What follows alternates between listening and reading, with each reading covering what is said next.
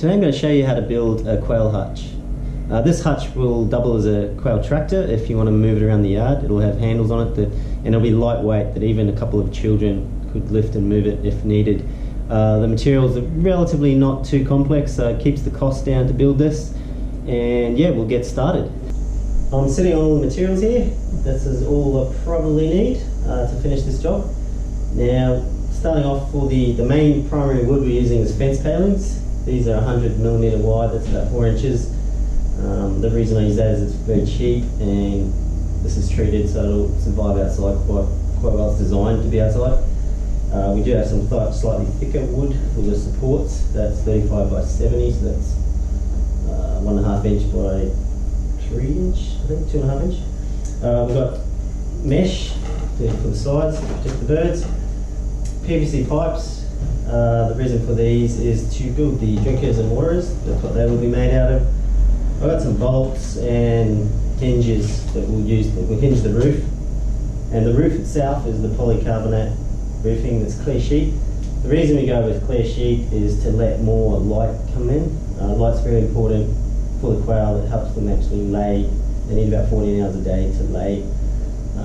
So with a clear sheet, I can allow as much light as possible to go in, and if it gets too hot, I can put something on top of the roof, so I can control it basically. In terms of everything else, we just got some power tools we'll need to get the job done, various types of screws, and yeah, we're good to go.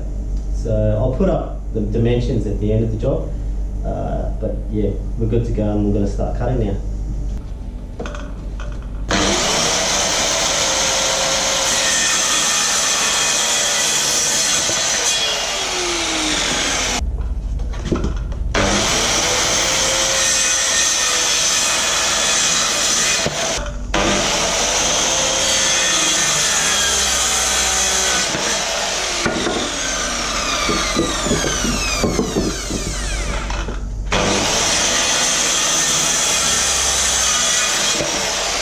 I've now finished all the wood cuts. This is what we'll be working with, and I'll do the PVC cuts later on.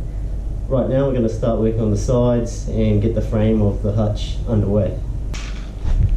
And we have the supports, the 70 by 35, and we've got the 800 wide.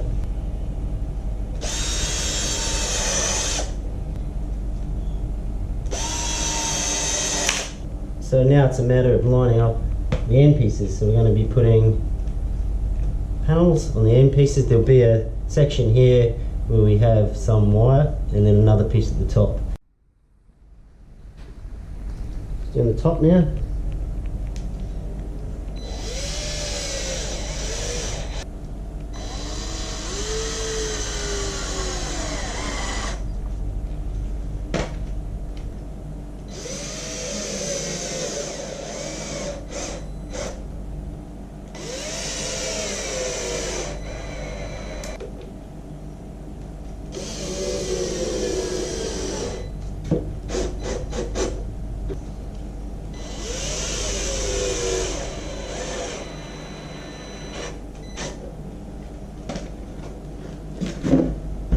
That's one end done.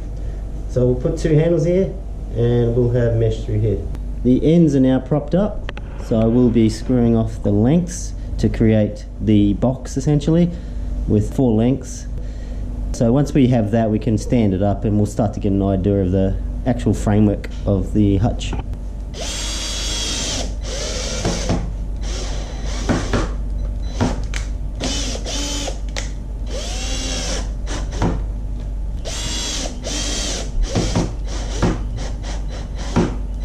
I've now got all 4 lengths on, and before I stand it up, I just want to screw in the side pieces while it's on its side, and then I'll do it on the other side as well.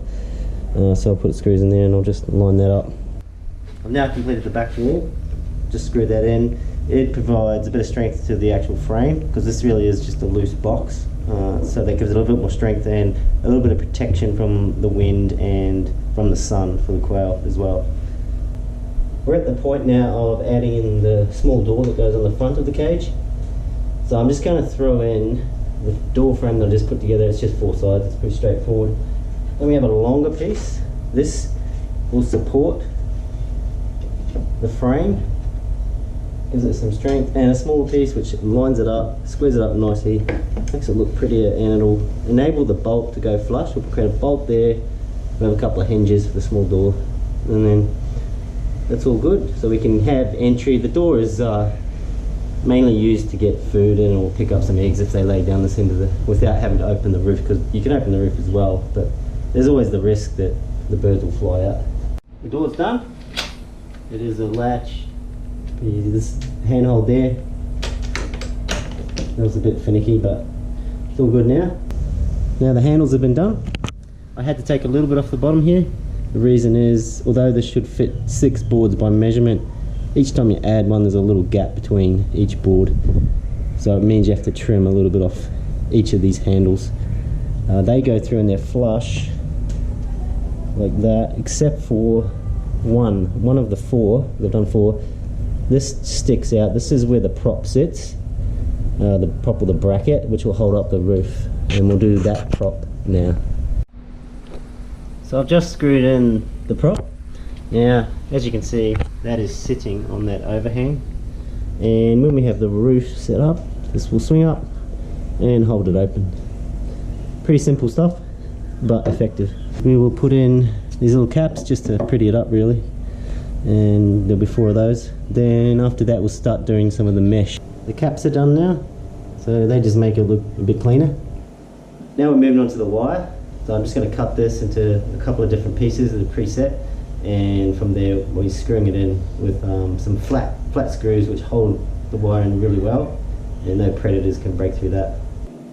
So it's just a matter of cutting the squares. I just cut in the square. These are 12 by 12 millimeters, 1/2 inch by 1/2 inch. That's the best size for quail.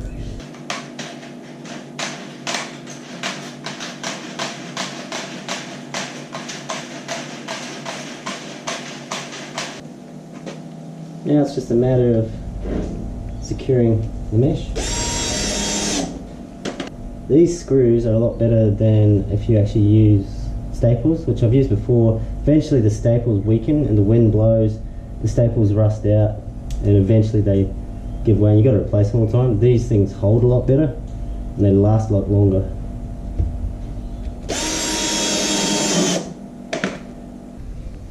So we want to get rid of these sharp edges. It's just a matter of getting the right cut. You can get rid of them pretty easily. I've just put together the frame for the roof. It's fairly simple. 3 cross pieces. The middle piece is slightly longer at the front. That is a handle. You use that to lift the roof and then use the prop to hold it up. And the 2 lengthwise are the same length as the 4 on the sides. I'm just going to attach 3 hinges. So it's hinged up, and then we'll put the roof sheet on, and then we'll be moving on to the feeders and waterers. The hinges are on now, so next I have to screw down the roof sheet.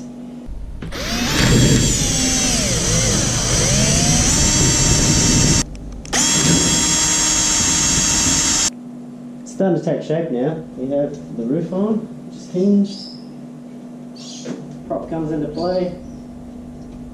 Now we can access it, and get the eggs out, clean it out. Next step is to put in a couple of braces. I'll be cutting 45-degree angles off these so that they can go at one end. It's only one end, we're just securing it because essentially we're building really just a box, and this will just give it a bit more stability.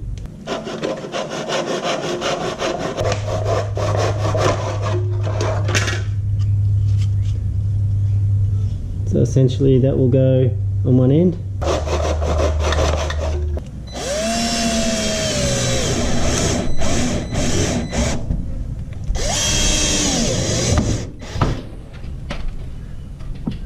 There we go. So that just gives it a lot more stability in the corner. And I've just put the second one in. Put it a little bit lower just to spread the, I guess, the load around. So it should be pretty stable now. Moving on to make the feeders and waterers, one thing I like to do is get a coupling. Once I've measured out where it is, slide it into the mark, and then I'll mark around it, but essentially I will cut this with the hacksaw, and it'll keep that in place. I find if you try to cut just like that, it always goes crooked.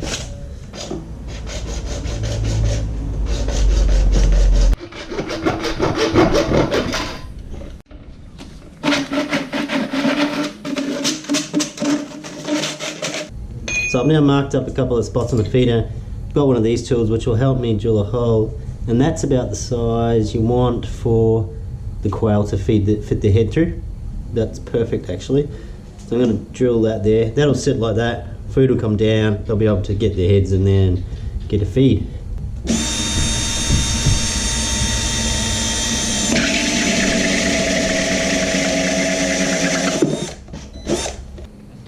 All done. Looking good. So we have the feeder. It's going to go near the door, and I just have to secure it, which I've used monofilament that I use for spearfishing. I've just crimped that off, so I will actually just screw that into here. That will just hold it, and it's something that you can just easily flip up and take out and clean out, and none of this is glued together, so you can easily clean it out. So we'll just screw that in now. As before.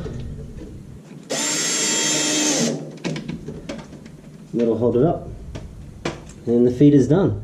Next comes the drinker. I'm going to drill a hole through here, screw this in, and then I will seal this up with PVC glue.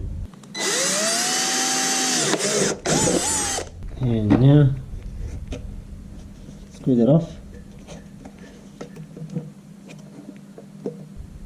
Some silicone.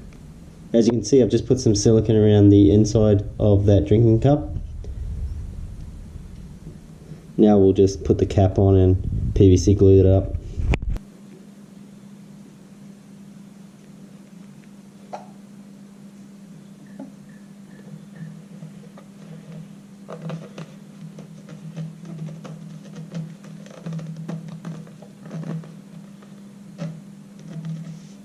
That should seal up pretty good.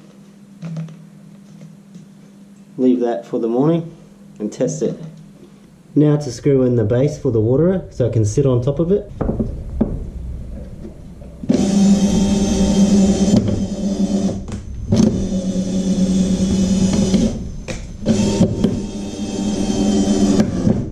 We'll sit it like that.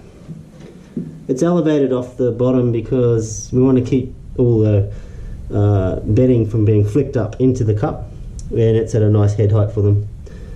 So when I can do that, and I will secure the top. I have a few offcuts left after I've completed the hutch, so what I'm going to do is just create an arch. It's good for the quail to get underneath it because the roof is see-through, so if they see a bird of prey, or maybe if there's too much sun coming in, they can get underneath something for a bit of protection, cool down, or just hide from a predator. So what I'm just going to do is I'm just going to put some of the offcuts together, and I'll have two sides, and I'll basically cut into a 45, and that'll go at the ends to create the arch. There we have it, an arch for the quail. I had to use plywood on the caps because the other caps I had kept splitting, so I just had some lying around. You could put a ridge on across the top to make it look pretty, but yeah, I don't really care, so it's just functional. That'll do the trick, keep the quail happy. All done now. The only thing I changed was I added a little sliver there which gives it a bit of support for that cross piece. Tested the water, it's working, so everything is done and we're all good to go. Here are the specs for the cuts prior to commencing the build. This is based on the clear roof sheet that I obtained from the start. So you have to build the box underneath it with a slight overhang at the front and back. I've given you the cuts in metric and imperial, and I've also given you the drinker and feeder dimensions and the wire mesh to finish the job. So I hope that helps. You can tweak this to however you want it.